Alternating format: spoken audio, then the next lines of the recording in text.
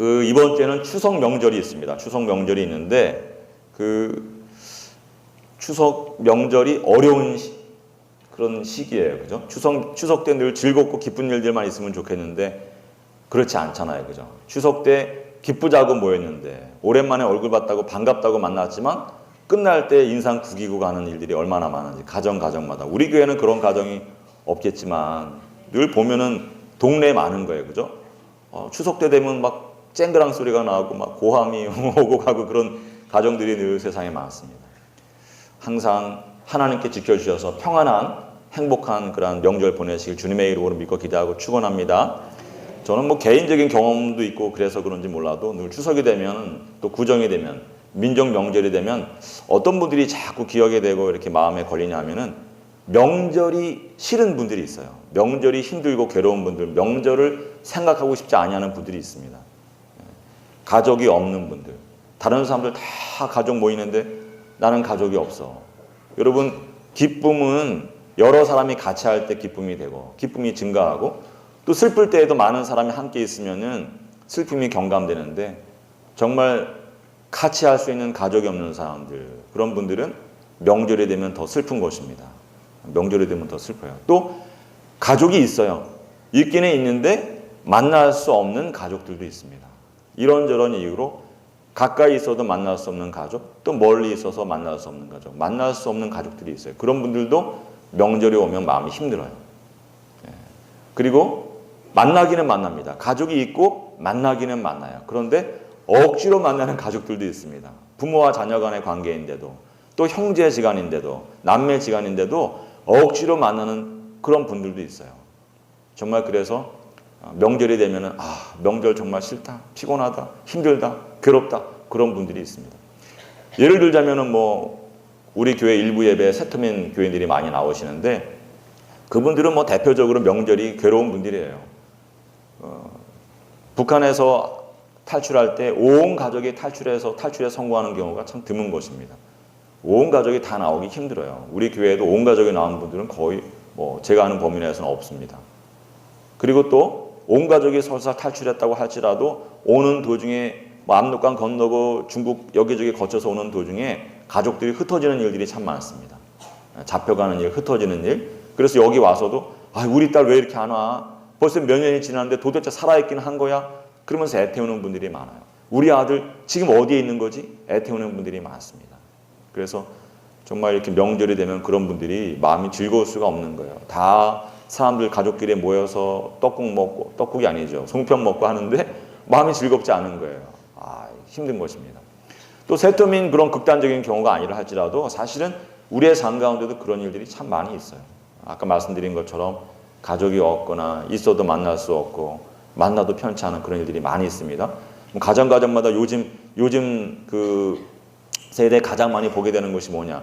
젊은이들, 우리 자녀들 직장 얻는 것이 쉽지가 않잖아요. 그래서 직장 구하느라고 힘쓰고 애쓰지만 잘 안 되는 그런 우리 자녀들에게 명절이 정말 끔찍한 것입니다. 친척들 만나는데 야, 너 요즘 어디서 일하냐? 요즘 어디 직장생활 괜찮아? 직장 안 다니고 있는데 얼마나 힘들어요. 그런 말 듣는 게 정말 힘든 것입니다. 또 요즘에는 뭐 결혼 정년기 지나서 40 가까우고 심지어 40을 넘고 50이 가까우고 심지어 50을 넘는데도 결혼이 안 되는 그런 분들이 있잖아요. 결혼 못하고 있는 분들. 그런 분들 명절 정말 끔찍한 것입니다. 가면은 늘 어른들 뭐 그냥 하는 말이죠. 또 안 물을 수 없잖아요. 그죠? 모른 척 할 수 없으니까 요즘 뭐 만나는 사람 있니? 뭐 좋은 소식 있어? 이렇게 이야기하면은 마음이 정말 너무너무 힘들어지는 것이죠. 또 결혼해서 금방 아기가 생기지 않습니다. 뭐 1년, 2년은 괜찮은데 3년, 4년, 5년 되는데도 아기 안 생기는 경우가 얼마나 많아요. 그런 자녀들은 명절이 싫어요. 가서 괜히 어른들 그냥 염려하는 마음으로 아직 소식 없어? 한마디 하면은 마음이 쫙 밑으로 내려앉는 것입니다. 그래서 명절 때 어쩔 수 없어서 가기는 가지만 빨리 세배드리고 빨리 인사드리고 이 핑계 저 핑계 만들어서 빨리 탈출해야지 그런 마음만 있는 자녀들이 많은 것입니다. 이상희 목사는 이런 모든 경험을 골고루 다 진하게 해봤어요. 저보다 더 진하게 한 분들 있으면 제가 뭐 내기 하면 그렇지만 저는 아주 정말 진하게 해봤습니다. 그래서 늘 명절이 되면은 그런 분들 위해서 기도하게 돼요. 사람이 자기 경험대로 삽니다. 제가 그 경험이 있으니까 늘 명절이 되면은 아유, 이 교인 얼마나 마음이 아플까, 이 청년 지금 얼마나 마음이 아플까 늘 생각하게 되고, 뭐 생각하면 눈물이 나죠. 생각하면 눈물이 나는 거예요. 그래서 기도하게 되는데, 또 다음 주에는 그래서 아유, 하나님, 마음이 슬픈 사람들 있습니다. 마음이 아픈 청년들 많이 있습니다. 하나님 위로해 주시고 복을 내려 주시옵소서. 풍성한 한가위가 되게 하여 주시옵소서. 만남의 복을 주시고 태문을 열어 주시고 마음의 모든 소원이 이루어지는 그러한 귀한 한가위가 되게 하여 주시옵소서. 이렇게 기도하게 되는 것입니다. 여러분, 행복한 한가위 되기를 바랍니다. 어려운 일이 항상 많지만 그러나 낙심하지 마시기 바랍니다. 아, 우리 담임 목사 뭐 50에 애기 낳았다며? 우리 아들 아무것도 아니네. 하나님 복 주실 줄은 믿습니다. 우리 담임 목사보다 10배로 빨리 복 주시옵시고 하나님 10배로 복을 주시옵소서. 그렇게 기도하시기 바랍니다. 절대 낙심하시면 안 돼요. 낙심하는 것은 하나님께서 가장 싫어하시는 일입니다. 어떤 어려움이 있어도 나는 반드시 복 받는다. 나에게 더 큰 복이 기다리고 있다. 주님께서 더 귀한 복 주시기 위해서 이런 어려운 시간이 길어지고 있는 것이다. 모든 좋은 것은 큰 어려움 끝에 오는 것이다. 그런 믿음을 가지시고 여러분 믿음으로 기뻐하시면서 웃으시면서 행복한 한가위 보내시기를 주님의 이름으로 믿고 기대하고 축원합니다. 오늘 세터민 이야기 이제 모처럼 했으니까 제가 세터민 늘 생각할 때마다 한 번 들려드리고 싶은 영화가 있었어요. 그 국경의 남쪽이라고 하는 영화, 2006년에 발표된 영화인데 제가 미국에서 혼자 이렇게 힘들게 외롭게 지내고 있을 때 봤던 그런 영화입니다. 그래서 언젠가 한번 이 영화 이야기 한번 하면 좋겠다 싶었는데 오늘 세터민 이야기 나온 김에 이 이야기가 어떤 영화이냐 하면은 북한 평양에 만수대 예술단이라고 하는 곳이 있어요. 오늘 아침에 제가 물어봤어요. 만수예술단입니까? 만수대 예술단입니까? 그랬더니 저쪽에서 만수대 예술단이야요. 이렇게 얘기하시더라고요. 만수대 예술단에 김선호라고 하는 남자 청년이 호른 연주자인데 있는 거예요. 그리고 이 남자 청년에게 이연하라고 하는 아주 북한군 여군 장교인데 아주 아름답고 귀엽고 정말 생기발랄한 사랑스러운 연인이 있습니다. 북한 사람들은 아직도 이 60년대, 70년대, 30년대, 40년대 그런 연애를 하나 봐요. 연애할 때 말하는 것도 물 한 그릇을 먹으려고 해도 그릇에 연하 동무 얼굴이 동동 떠올라서 물을 마실 수가 없어요. 어머 어쩌나 나도 그런데 뭐 그러면서 이제 연애를 하는 거예요. 엄청 웃기는 그런 영화인데 그런 경험이 있으신가 봐요. 웃으시는 거 보니까 내 얘기하네. 근데 그렇게 이 청춘 남녀가 만나서 정말 알콩달콩 사랑을 키워가면서 결혼식 날만 이제 기다리고 있는데 불행의 그림자가 어느 날 갑자기 닥치는 것입니다. 선호 청년의 가정에 어려움이 생기면서 그날 밤으로 곧바로 평양을 탈출해서 북한을 탈출해야만 되는 그런 일들이 생기는 거예요. 그래서 선호가 연하를 부릅니다. 야, 같이 가자. 내 너 떼놓고 어떻게 혼자 가네? 같이 가자. 근데 이 연하가 내가 어떻게 아무리 당신이 그 오빠가 좋아도 아버지 어머니한테 말도 안 하고 하룻밤 사이에 그냥 떠나갈 수 있습니까? 오빠가 먼저 가서 내가 갈 수 있도록 돈도 보내주고 사람도 보내주고 길을 좀 열어주시라요. 이렇게 얘기를 하는 거예요. 그래서 정말 안타까운 마음으로 아쉬운 이별을 하고 이 선호 가정이 먼저 남한으로 옵니다. 그리고서 이 사람은 하는 게 뭐예요? 빨리 돈 벌어가지고 연하를 갖다가 데리고 오는 거. 그래서 뭐 온갖 일을 다 합니다. 온갖 일을 다 하는데 돈 버는 게 쉽지 않잖아요. 돈 버는 게 쉽지 않습니다. 우리 세터민 분들 뭐 절감하고 계실 거예요. 한국에 가면은 다 잘 사는데 모든 사람 잘 사는데 자기가 돈 벌려고 그러니까 쉽지가 않은 거예요. 심지어 사기도 당합니다. 또 그런 사람들 사기치는 사람들이 있어요. 그래서 돈 보내고 사람 보낸 일이 차일피일 미뤄지고 있는 가운데 어느 날 갑자기 청천벽력 같은 소식이 들려오는 거예요. 연하가 평양에서 기다림에 지쳐서 결혼했다. 그런 소식이 들려오는 것입니다. 연인을 잃은 슬픔 플러스 가서 어떻게 이야기도 해볼 수 없는 그런 상황, 답답한 상황, 이 오해를 풀 수 있는 상황도 아니잖아요. 그러니까 정말 슬픔과 안타까움이 겹쳐갖고 이 청년이 그냥 길바닥에 누워가지고 막 연하 이름을 부르면서 울부짖는 것입니다. 그 위로 뭐가 쏟아져요? 비가 쏟아지죠. 비가. 그럴 때 비가 안 오면 영화가 안 돼요. 이게 무슨 21세기 한국 영화에 이게 무슨 심파조냐. 그래도 비는 그때 내려주지 않으면 비가 아닌 거예요. 직무유기에 직무유기. 그래서 비 맞으면서 막 땅바닥을 뒹구면서 이름을 부르는. 그런데 그 선호 주변에 한 처녀가 있는 거예요. 식당 일을 혼자 하는, 혼자 식당을 하며 살아가는 아주 억센 처녀가 있는데 억세지만 마음이 참 고운 그런 처녀가 있는 것입니다. 이 선호 청년을 불쌍히 여기면서 관심을 갖고 이렇게 좀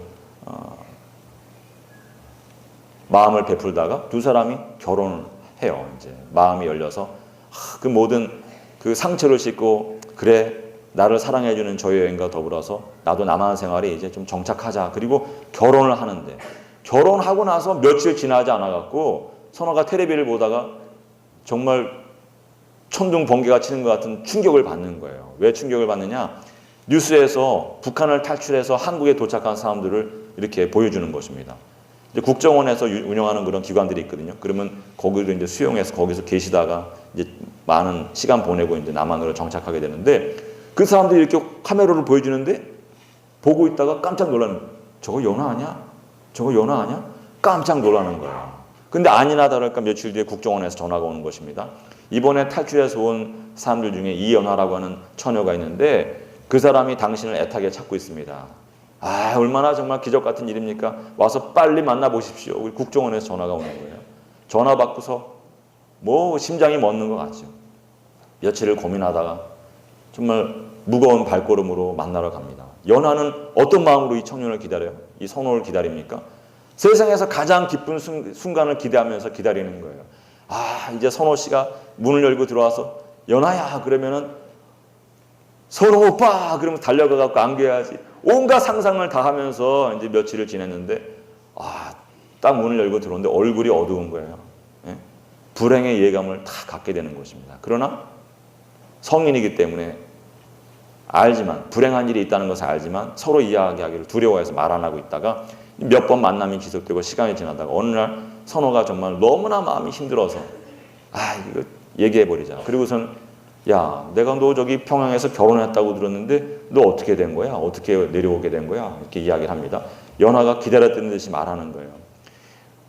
우리 아버지하고 어머니가 결혼하라고 사람 딱 이렇게 정해주시고 날짜까지 잡았는데 자기가 결혼식 날짜가 다가오면 다가올수록 마음이 너무나 괴롭고 내가 선호 오빠를 마음에 두고 어떻게 다른 남자랑 사나? 뭐 그런 생각이 들어가지고 결혼식 전날 부모님을 배신하고 부모님에게 큰 상처를 주면서 탈출했다는 거예요. 평양을 탈출하고 압록강을 넘어서 왔는데 압록강을 넘다가 초병한테 들켜가지고 총알 세례를 받다가 그것이 또 다리에 스쳐가지고 다리에서 피가 철철 흘리고 그러나 그 이야기를 하면서 여자가 기쁘게 웃는 것입니다. 지금은 괜찮아요. 그러면서 충청도 여자가 되버렸어요 갑자기. 되는 거예요. 그래서 이제 그 이야기 듣는데 얼마나 마음이 아프겠어요 여러분. 그죠? 아이고 이 여인이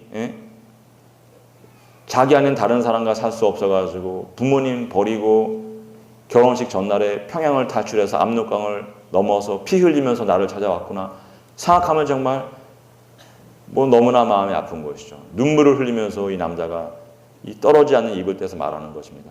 야, 미안하다. 내 여기서 결혼했다. 뭐 침묵이 흐르고 여자가 앞에 탁 이렇게 걸어가다가 갑자기 걸음을 멈추고서는 돌을 집어가지고 뒤돌아서서 돌을 확 던지는 것입니다. 맞으면 아프겠어요 그거? 맞아도 안 아프죠. 그냥 눈물을 흘리는 거예요. 그냥. 얼마나 마음이 아픈지. 그러나 이 여인이 내가 뭐 오빠도 그럴 수 있지 뭐 어떻게 운명의 장난이 그렇게 했는데 운명이 그렇게 장난을 쳤는데 어떻게 하겠냐. 내가 좋은 기억을 갖고 늘 오빠의 사랑을 마음에 간직하고 살겠다. 그러면서 떠나갑니다. 용서하고 떠나가는 거예요.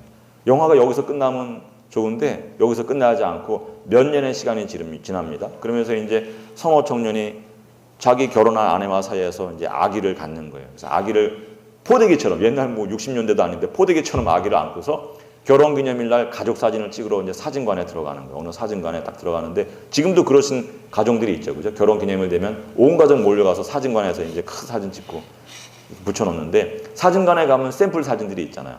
자기 아내가 이제 사진 찍으려고 머리 만지고 옷 매무새 만지는 동안에 이 선호가 아기를 안고서 어기를 등에 업고서 이제 사진관 한 바퀴 쭉 둘러보는데 어느 한 사진 앞에 딱 섰다가 돌처럼 굳어버립니다.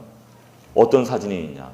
해필이면 그 샘플 사진이 연하의 결혼식 사진이 걸려 있는 거예요. 얼마나 놀라워요, 그죠? 영화니까 그런 건지는 모르지만 현실에서는 영화보다 더 극적인 일들도 사실 있어요. 근데 정말 그 사진을 보면서 망연자실하게 서 있는데 그 등 뒤로 아내가 부르는 소리가 들립니다. 빨리 와, 빨리 와. 사진사가 아이 선생님 빨리 오세요. 부르는 소리가 들리는데 그 소리를 들으면서 이 선호가 슬프게 웃는 모습으로 이 영화가 끝이 나거든요. 마음이 찡하죠.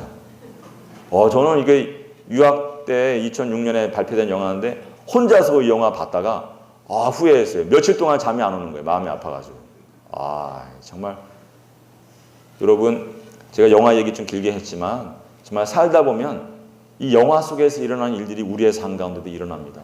그런 모양으로는 아니지만 꼭 청춘 남녀의 그런 일로 그런 현상으로만 나타나지는 않지만 정말 인생이 어떻게 이런 일이 있을 수 있는가. 정말 인생이 뜻대로 되지 않는 것입니다. 마음대로 되지 않는 것입니다.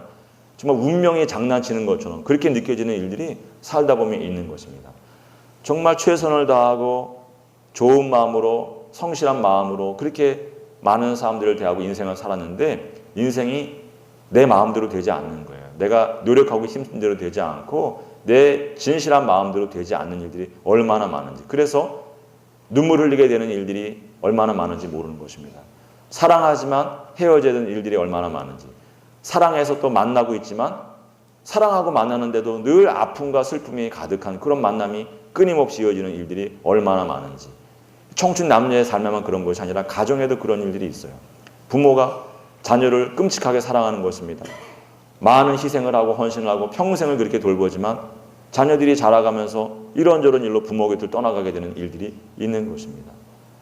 몸이 멀어지면서 자녀와 부모의 관계인데도 마음까지도 멀어지고 오해가 생기고 그 오해가 커져서 나중에는 정말 보지 않게 되는 그런 경우, 어쩌다 만나지만 서로 힘들어하는 그런 경우도 생기는 것이고, 또 자녀도 부모님 너무나도 사랑하는데 명절 때가 되면 뵙고 싶은데 찾아갈 수 없는 그런 부모님들이 있는 거예요. 참 그런 인생들이 있는 것입니다. 인생이 쉽지 않습니다. 인생이 어려운 것입니다. 뜻대로 되지 아니하고 정말 예기치 못한 일들로 많은 어려움들이 늘 인생 가운데 있습니다. 저와 여러분의 삶 가운데도 그런 것들이 반드시 있어요. 없는 인생이 없습니다. 오늘 본문에 나오는 야곱과 라헬도 바로 그런 순간을 오늘 본문에서 맞이하고 있는 것입니다. 라헬은 야곱의 첫사랑이에요.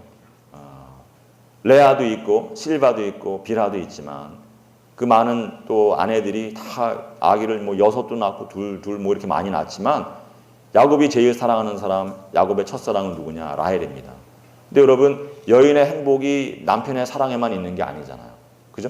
남편의 사랑에만 여인의 행복이 있지 않습니다. 자녀로 인한 기쁨도 있고 여러 가지 기쁨이 있지만 자녀로 인한 기쁨이 크지 않습니까?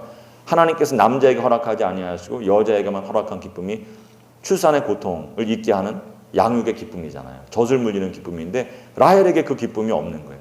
늘 힘든 삶을 사는데 하나님께서 어느 날 야곱의 노년에 라헬의 오랜 기도에 응답하셔서 아기를 주십니다. 요셉을 주세요. 요셉을. 근데 요셉이라고 하는 이름을 누가 짓느냐? 야곱이 짓지 않고 라헬이 짓습니다. 이게 특별한 일이잖아요. 그죠? 다 옛날에 아버지가 짓고 3,000년 전, 4,000년 전에 다 아버지가 짓는 건데 사랑하는 아내 얼마나 마음고생했는지 네 짓고 싶은 대로 지어라. 요셉이라고 짓는 거예요. 요셉이라는 말은 더하는 자 이런 뜻이거든요. 그래서 라헬이 어떤 마음으로 그렇게 이름을 짓냐면 하나님 주님께서 이제 오랜 내 기도에 응답하셔서 태문을 열어주셨사오니 하나님 태문을 이 아들의 뒤를 이어서 더 많은 아들들을 보게 하여 주시고 더 많은 자녀들을 보게 하여 주시옵소서. 그런 마음으로 요셉이라고 하는 이름을 짓는 것입니다. 그리고 정말 하나님께서 그 소원에 응답하셔서 또 다른 생명을 주세요. 그런데 참 슬픈 일은 뭐냐면 하나님께서 새로운 아기를 주셨는데 요셉을 품에 안고 에브라스로 가는 길에 길 위에서 태기가 느껴지면서 아기를 낳는데 난상 끝에 라헬이 죽는 것입니다. 이 얼마나 참 슬픈 일이에요. 오랜 기도가 이루어졌습니다. 오랜 기도가 이루어져서 이제 정말 피덩이 하나 안고 또 다른 피덩이 이제 막 출산했는데 자기는 이제 눈을 감아야 되는 거예요. 그 상황에서 라헬이 이 아기의 이름을 어떻게 짓느냐? 베논이라고 짓습니다. 베논. 벤이라고 하는 말은 아들이라고 하는 뜻이고, 온이라고 하는 말은 나의 슬픔이란 뜻으로도 우리가 새길 수 있고, 또 나의 고난, 나의 재앙이라는 뜻으로도 새길 수 있어요. 상황을 보면은 어떻게 우리가 오해할 수 있냐면, 야, 내가 너 낳느라고 이제 죽게 됐어. 너 낳다가 내가 죽게 됐네. 너는 나에게 재앙을 가져다 주는 아들이구나. 나를 슬프게 하는 아들이구나. 그래서 베논이라고 이름을 지었나? 그런 생각도 살짝 들 수 있잖아요. 그죠? 그러나 여러분, 세상에 그 어떤 어머니가 자기 아들 이름을 그렇게 짓겠어요. 베논이라고 하는 이름의 뜻이 무엇이냐? 라헬이 왜 그런 이름을 짓냐? 자기가 원하던 기대하던 아들인데, 아들을 낳았지만 젖 한 번 물려줄 수 없는 그런 아들인 것입니다. 이 아들 젖 한 번 물려주지 못하고 내가 이렇게 눈을 감는구나. 누가 이 아들에게 젖을 물려주고, 누가 이 아들 씻겨주고, 누가 이 아들 건사할 것인가, 누가 이 아들 키워줄 것인가 생각하니까 죽는 순간에도 마음이 편치 않은 거예요. 슬픔이 몰려오는 것입니다. 또 그 가정에 레아가 친언니이지만 사이가 안 좋잖아요. 그죠? 사이가 안 좋습니다. 또 실바, 무슨 빌하 이런 몸종 출신의 그 다른 아내들이 있지만 출신이 그런 배경을 갖고 있기 때문에 더 사실은 미묘한 관계이고 힘든 관계이잖아요. 그 사이에서 난 이복 형제들이 위로 쫙 10명이 있는 것입니다. 지금도 사실 뭐 그런 집안들이 그런 그 개인적인 삶이 있을 수 있는데, 정말 이렇게 어머니가 다른 자녀들이 서로 사이좋게 지내는 것이 쉽지는 않거든요. 저는 잘 지내는 그런 그 가정을 많이 보고 또 친구들도 많이 보았는데 사실 쉽지 않습니다. 그리고 이 가정은 정말 어려운 가정이거든요. 라헬이 그 생각하는 것입니다. 아이고야, 너 지켜줄 사람 나밖에 없는데 네가 어떻게 10명이나 되는 저 드센 이복 형들 밑에서 자라나겠느냐. 너 자라나면서 형들이 계속 발로 치고 때밀고 먹을 거 다 뺏어 먹고, 너 앞으로 얼마나 어려운 어린 시절을 보내고 어려운 인생을 살겠냐. 얼마나 고난이 많겠냐 생각하면서 이 어머니가 눈을 감지 못하는 거예요. 그래서 베논이다 그렇게 이름을 지어주는 것입니다.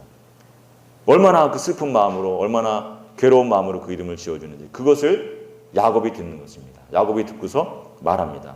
내 사랑하는 아내 라헬, 걱정하지 마시오. 나에게 많은 아들이 있지만 이 베논이보다, 이 새로 난 생명보다 더 나이 많고 건장한 아들들이 이미 많지만 앞으로 내 오른팔과도 같은, 내가 늘 가까이 하고 내가 늘 세워주는 아들은 그 나이 많은 다른 아들들이 아니라 당신이 마지막으로, 당신이 죽음으로 낳은 이 아들이 될 것이요. 이 아들이 내 오른팔과도 같은 아들이 될 것이요. 그러면서 이름을 베냐민이라고 지어주는 것입니다. 벤이라고 하는 말은 아들이고 야민이라고 하는 것은 오른팔, 오른쪽 그런 뜻이거든요. 그래서 오른팔과 같은 아들, 오른팔처럼 내가 늘 세워주고 늘 함께할 그런 아들. 그러니 당신 걱정하지 말고 편하게 눈 감으시오. 그런 위로를 이 이름을 통해서, 이게 그냥 주어지는 이름 같지만 그런 정말 사랑의 마지막 작별, 사랑과 위로가 있는 마지막 작별 장면을 전하고 있는 것입니다. 그런데 여러분, 우리가 참 이렇게 보면은 야곱이 정말 요셉을 사랑합니다. 베냐민을 사랑합니다. 그래서 베냐민이라고 하는 이름도 지어주고 또 다 아내 사랑하는 마음으로, 아내가 죽음으로 낳은 생명이니까 사랑하지만 정말 그 인생들이 야곱이 원했던 것처럼 축복된 길로 가느냐? 그렇지 않은 것입니다. 요셉은 얼마나 사랑하냐면 그 시대에 채색 옷 입는 것이 쉽지가 않거든요. 그 시대에 색동 옷 입는 것이 쉽지가 않은데 야곱이 늘 요셉은 색동 옷을 입혀서, 채색 옷을 입혀서 키운 것입니다. 그렇게 사랑하지만 결과가 좋지 않아요. 형들이 시기하는 것입니다. 그래서 10명의 형들이 모여서 이 아들 죽이기로 결정. 저놈의 자식 죽여버리자. 저 얄미운 자식 죽여버리자. 그리고 죽이기로 하는데 차마 자기들 손으로 죽이지 못하니까, 죽일 수 없으니까 지나가는 대상들, 상인들에게 돈 받고 팔아버리는 것입니다. 여러분, 야곱이 요셉을 그렇게 사랑하지만 지켜주지는 못합니다. 야곱이 요셉을 그 어느 아들보다 사랑했지만 어려운 일 당했을 때 도와주지 못하는 것입니다. 베냐민도 마찬가지입니다. 베냐민도 엄청 사랑받은 아들입니다. 그래서 나중에 유다가 자기 동생인 줄 모르고 그냥 애굽의 총리 대신인 줄만 알고 요셉에게 이야기할 때 무슨 말을 하냐면, 이 아들 내가 데리고서 가나안 내 집으로 돌아가야만 합니다. 우리 아버지의 생명과 이 아이의 생명이 하늘로 연결되어 있습니다. 이 아들을 내가 데리고 가지 못하면, 이 아이에게 조그마한 일이라도 어려운 일이 생기면 우리 아버지가 슬피 울면서 스올로 내려갈 것입니다. 음부로 내려갈 것입니다. 죽어 돌아가시게 될 것입니다. 내가 어떻게 감당할 수 없는 일입니다. 어떤 일이 있어도 나는 이 베냐민이라고 하는 아들, 우리 아버지가 자기 생명처럼 여기는 이 아들을 데리고 가야 됩니다. 그러면서 야곱이 실제로 얼마나 이 아들을 사랑했는지 이야기하는데, 여러분 역으로 이야기하면 야곱이 그렇게 베냐민을 자기 아내 라헬을 생각하면서 사랑하고 아끼고 했지만, 그러나 온 가족이 굶어 죽을 위기를 당하게 되니까 그 아들을 지켜주지 못하는 것입니다. 볼모로 내려보내는 것입니다. 애굽 땅으로 내려보내는 것입니다. 여러분 정말 인생이 쉽지가 않아요. 사랑하는데 사랑하지만 지켜주지 못하는 것입니다. 사랑하는데 도와줄 수 없는 것입니다. 사랑하는데 우리가 복을 주지 못하는 것입니다. 우리 자녀들 아플 때 대신 아프면 좋겠는데 대신 아픈 것으로 해결이 되지 않고 그럴 수도 없어요. 고쳐주지 못합니다. 아들의 삶을 위해서 늘 기도하지만 그러나 하나님께서 응답하셔야지 내가 도울 수 있는 일은 없어요. 아무것도 없는 것입니다. 아무것도 없는 거예요. 그래서 아무것도 할 수 없는 자신을 바라보면서 부모가 늘 마음이 어두운 것입니다. 마음이 무거워질 수 있는 거예요. 그래서 명절 때 이렇게 자녀들이 뭔가 마음이 힘들고 불편한 거 볼 때마다 부모 마음도 같이 가라앉는 것입니다. 그러나 여러분 그러지 마시기 바랍니다. 우리는 능력이 없지만 하나님께서 함께 하시면 길이 열리는 것을 믿으시기 바랍니다. 부모가 자녀를 낫게 해줄 수는 없어요. 그러나 하나님 만나면 하나님께서 그 삶을 치유해 주시는 것입니다. 우리 자녀들 직장길도 하나님께서 열어주시고, 우리 자녀들 나이가 늦었지만 더 좋은 사람 예배해 주셨다가 정말 내 아들에게 딱 맞는 사람 만나게 하시고 내 딸에게 딱 맞는 사회를 만나게 하시는 것입니다. 하나님께서 함께 하시면 그런 좋은 날이 오는 것입니다. 항상 힘들 때는 담임 목사를 생각하세요. 우리 목사님도 어려운 시절을 많이 겪었지만 가장 귀한 아내 만나서 남들이 상상도 못하는 나이에, 저만 나이 많은 게 아니거든요. 사실은 저희 아내도 젊은 척하지만 어린 척하지만 나이 많아요. 폼 잡고 늘 그러지만 나이 많아요. 41에 딸 낳고 44세 아들 낳은 거예요. 여러분 하나님께서 함께 하시면 되는 것입니다. 사람이 자기 건강해서 아기 낳는 게 아니에요. 하나님께서 주시는 것입니다. 하나님께 주시는 것입니다. 어려움을 겪고 나면 알아요. 저도 만약에 쉽게 결혼해서 쉽게 아기 낳고 젊었을 때 건강해서 결혼해서 아기 낳았으면은 내가 건강해서 아기 낳은 거지 뭐. 우리 아내 건강하고 나 건강하고 뭐가 문제야? 그냥 얻은 거지 뭐. 뭐가 특별해? 그러나 정말 바랄 수 없는 상황 가운데서 많은 고난 끝에 아기 나니까 이 아기는 내가 건강해서 내가 능력이 있어 얻은 아기가 아니라 하나님께 주신 것이다. 그런 확신이 생기는 것입니다. 여러분 낙심하지 마시기 바랍니다. 내 자녀에게 분명히 주님께서 가장 좋은 사람 주실 것이다.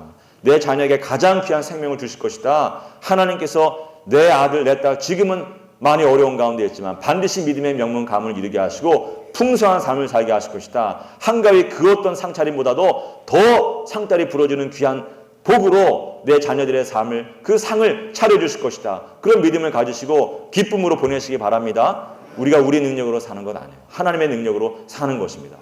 정말 여러분 살아가는 과정에서는 하나님의 뜻을 다 이해할 수 없어요. 제가 그 영화를 한번 다시 말씀드리자면 그 국경의 남쪽이라고 하는 그 영화에서 이 선호가 독백처럼 나중에 영화 끝머리 하는 말이 있습니다.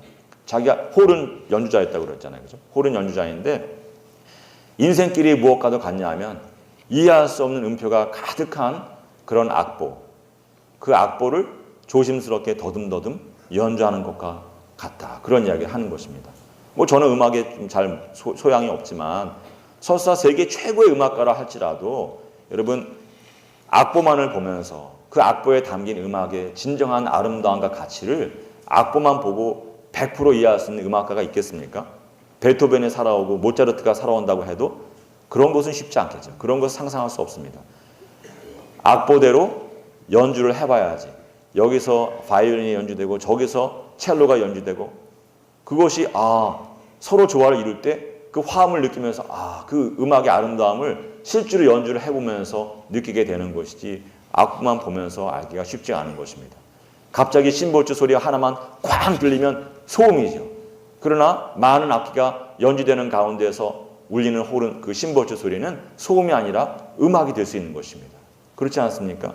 여러분 인생살이에도 그런 것입니다. 우리가 하나님께서 우리를 향해 알고 갖고 계신 정말 오케스트라보다도 더 복잡한 그러나 더 아름다운 그 하나님의 계획을 우리가 다 이해할 수 없어요.